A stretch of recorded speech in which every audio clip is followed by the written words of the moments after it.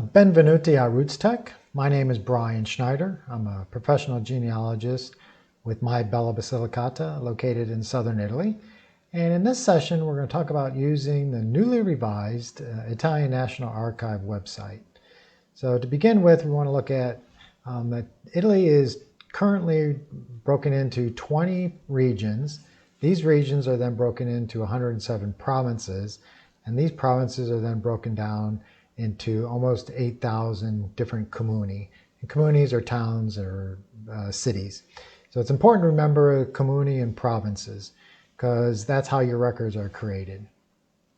So what are the sources for the Italian civil genealogical records that we can view on the Portale Antenati or Italian National Archive website? Each town, so each comune, has an Ufficio di Stato Civile.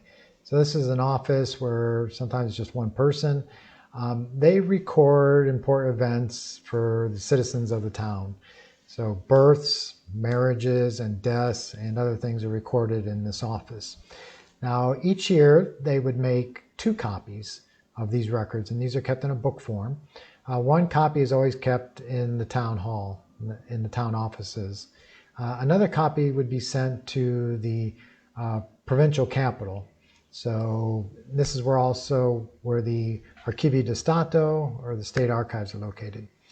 Now these are kept in the state capital or the provincial capital for a period of time and then moved to the archive once the Italian privacy laws make them available to the general public. And what records can we actually look at? So civil records began in 1806, but most frequently you'll find them starting in 1809. This is called an atto. They're kept in a book form, written into these books. The records we're going to most commonly find on the website are births, called nati, marriages or matrimonio, and we can have 4 different types of marriage records. We can have the actual matrimonio, the promesso, which is a promise to be married, the pubblicazioni, which 3 times there would have to be notice of the pending marriage, and the processetti, which is a group of records that were put together before the couple could be married. And then they would most commonly also have the death or morti records. And you might find other records in different provincial archives, but it can vary, and these would be the most common that we will find. So what are these actual records that we're looking at? This is a picture for an actual archive for a town in southern Italy. And you can see they're just a bunch of books. In these books, once you open them up, you'll see something like this. This is birth records, atti di nascita. And these have 3 of them for the births. Marriages, you can have anything from 2 for a page like this, or you might have 4 pages for 1 record. It varies time period and location. Death records usually be 4 on this set of pages. So the website for the Italian National Archive was first created in 2011, most recently revived in November of 2021. In 1975, Family Search International began working with the Italian National Archive to preserve the records in the National Archive. They had people go in and actually take photographs of these records, and then they were made into microfilm and then put on the FamilySearch.org website. Well, in 2011, Family Search International and the Italian National Archive agreed to move these records to the Italian National Archives website. And so this is called the Portale Antenati website. So Portale Antenati, this is the website address. If you just search Portale Antenati, I'm sure your browser will take you to this website address. A couple things to be aware of. If you're looking for this website to find records that you can use for citizenship, you can find the source for the records, but you cannot use these records for any legal use. They actually state that in their website. So you would actually have to contact the comune, the Ufficio di Stato Civile, for the town for the records that you might need. Something that's going to be important are fonds, and fonds are groups of records in the archive, but grouped by the same time period. So in the Italian archives, we have 3 time periods. 1806 to 1815 is the Stato Civile Napoleonico. This is the time period when Napoleon Bonaparte controlled the Italian peninsula. Then 1816 to 1865 is the Stato Civile dell'Illustrazione. This is between Napoleon's ruling and when Italy was unified. And then 1866 to more recent, we have the Stato Civile Italiano. These are going to be important to remember because a lot of times on the website, these will only show up in Italian. They've not been transferred or translated into English.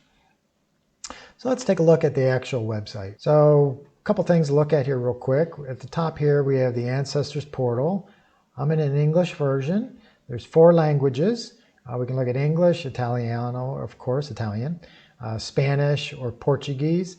Spanish and Portuguese are very important because a lot of Italian immigrants went to South America, so there's a lot of people also in South America doing research for their ancestors from Italy. The Ancestors Portale will always take us back to this homepage if we click on there. The arrows on your browser, front and back, will work, so that's very good. Let's look at this Cite button. Instructions, they're kind of limited, not a lot of great information on there. This Request for Certificates, telling you what I told you earlier. This is not where you get documents that you need for legal use. The facts, they're in Italian, so they're not going to be a lot of help if you don't speak Italian. Project history gives us a little background. Last published archives. This will be important to look at. Not every archive is on this website. Remember we said there's 107 provinces. Each province has an Archivio di Stato. Only 65 have been moved to this website as of this recording. And we look at this listing.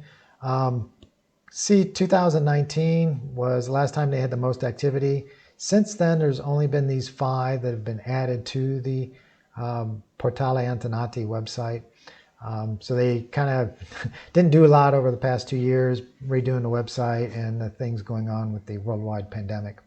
Something else to look at is we have this information here on the right is the same information that comes here. So there's a lot of repetition in the website, which makes it great when you're trying to get around.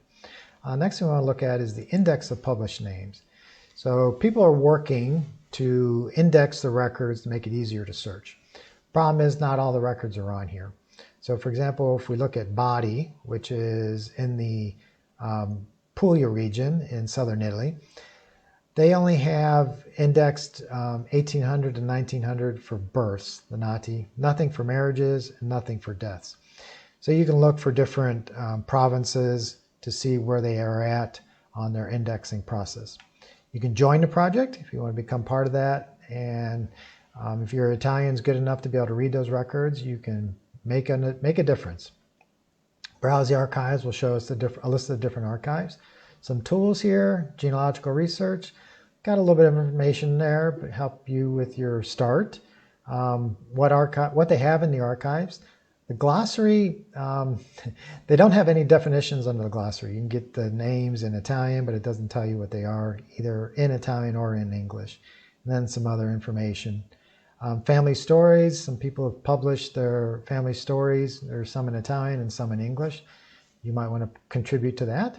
And then more current news on things that are happening with the National Italian Archive.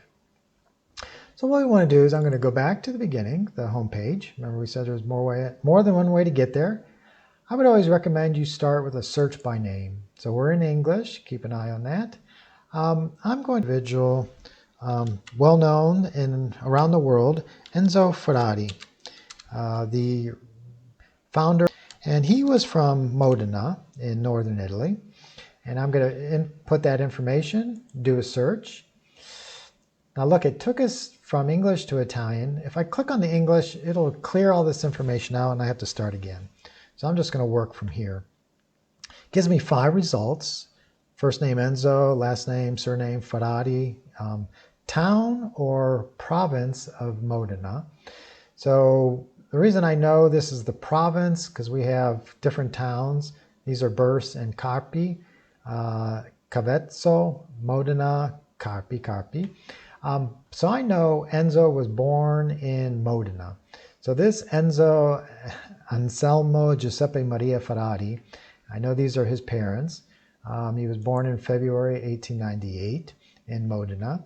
This will take me access to the actual record. And here I have the actual image. A couple things when I'm looking at the record, I can then move in and out with my mouse. And I can see here's the record for Enzo Ferrari. It also gives me some notation on when he was born. So we have found that record. So I want to go back to the home page, click there again, get myself back to English. Now I want to do a search by the registry. And I'm going to look in a town. If I start to type, it'll bring up towns that have that name. This is important because there are a lot of towns in Italy that might have at least part of the same name. For example, Santa Maria, San Paolo, Damade, Almade. Those types of words you will find frequently in many different names. So I'm looking for Bonito, and the year I'm looking for is 1898. This typology will be the birth, marriages, or deaths, but be aware this will only give you have to input the Italian term to be able to get the correct search. So I'm just going to search and see what it comes up. So I'm in the archive for the Stato Civile di Avellino. Now notice I'm still in English, but I have a mix of English and Italian on this page that I'm looking at. The Fonds, remember those are the three groups of time periods. The Serie is the town, location is town. It tells me how many records I have for the town. These are the records. I have marriages, 3 types of marriage, death, and births. Now this is interesting. Here we have nati in Italian, born in English. But notice all these other ones are in Italian. And we have the year 1898, same thing up here. I can remove some of these qualifiers up here at the top if I'd like by just clicking that little X. So I want to look at the birth registry for 1898. So if I can either click there, take me directly to the registry, or I can click view the register. Once again, we got a lot of different ways we can get to something. So this gives me an image, the first page of the registry. Look, we have 95 pages, so we have 95 records. I can go through here one at a time, or we have some other options. I can change the orientation of the image. I can change the brightness, lighter or darker. I can change the contrast. Some other things, I can make a negative, and I can make it all go back to the original. Now in this registry, I know that the index, which I want to look at, is in the very back. So how do I get there quickly besides going through each page? I go to this little box up here. It'll give me a grouping of ways I can look at thumbnails. Now the thumbnails on here are not actual images, but they're just a generic thumbnail. This gallery will just fill up this whole page with these thumbnails. I like to use this fondo. You can use it on the right or on the bottom. Take me down here. If I hold my cursor, it'll take me all the way to the end. I can go click on that, it takes me to the index page. I can go in and out. That's not the one I want. I can go to the next page, and I know that I'm looking for this Ferragamo Salvadore. Those of you out there, especially women, that are big on Italian shoes, Ferragamo shoes are famous throughout the world. So Ferragamo Salvadore is record number 52. So I can go back down here to the bottom and I can search, and I know there's a couple per page, so I want to go back. I wanted 52, that's 57. I guessed well. So here we have record number 52. I'm looking at, let's get those out of there. Salvatore Ferragamo. He was born on the 5th of June, 1898. So in 1898, on the 5th of June is his birthday. So that was the record that I was looking for. Now remember, I want to go back and show you something else. So we can go back, and I want to look for an archive. I want to search the archives. Got 2 ways I can do that. I can click here, or I can come down here and click here. They will take me to the same place. So here it gives me a map with where different archives are located. I can click on that and it'll give me archives in a general area. Here's a list alphabetically of the different archives. I want to show you first, here is the archive of Foggia in northern Puglia. They've been scheduled to be indexed. If I notice there's nothing up here to click on, I know that none of the records from Foggia have been put on the Portale Antenati, so I can't access them here. I would need to go to another site, for example, on the familysearch.org. But they give me some access to information on website and contacts. I want to go back and let's take a look at the archive for Salerno, which is in the Campania region, just south of Naples. So in this page, we have the State Archives of Salerno. This gives us two things we can click on. Indexing is complete, gives us information on what they have in the archive, the website, contacts. Here's a map on where the archive is supposedly located. Those maps are not always correct. Explore the fonds. Remember, those are the groups by years. Search the registries. I want to search the registries. Fortunately, we're still in English. So I'm in the Archivio di Stato di Salerno. It gives me the three different fonds, those three different year groups. Notice these are out of order. Napoleonico would be first, della Restaurazione would be second, and Italiano would be third, so be aware of that. Something that I think is important is the series and location. Look at, they have different numbers, expand 195 or 155. These are both town names. So why are there different numbers? And that's a good question. The reason for that is because they have towns and frazione, which are hamlets, or could be a neighborhood. Not every name of a town today is the same name that that town had in the past. Some towns have incorporated what was previously a separate town is now part of a different town. So for example, Oggi just means today. Frazione, as I said, is a hamlet or a neighborhood. So be aware when you're looking around that you might need to look in different locations for where your town is located. Want to look here real quick at Eboli. Eboli is outside of Salerno, made famous by Carlo Levi in his book, Christ Stopped at Eboli. Tells us what kind of records that we have. We have 5 different records, some marriages, deaths, and births. What are the different years that are available? From 1809 to 1945, which is unusual. So we got a lot of different records we can look at there for Eboli. So we can go back here, Ancestors Portale will take us back to the beginning. So that gives you a quick overview of the Ancestors Portal website and how to move around there rather quickly. Want to take another look real quick.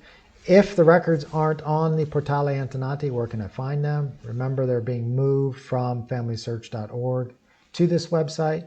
So if you don't find them on here, either check back again as new archives are being added, or check the familysearch.org website to see if they are still in that location. So enjoy. Again, my name is Brian Schneider, and I'm with My Bella Basilicata in southern Italy. And hope you've enjoyed this session and enjoy other sessions with RootsTech. Arrivederci.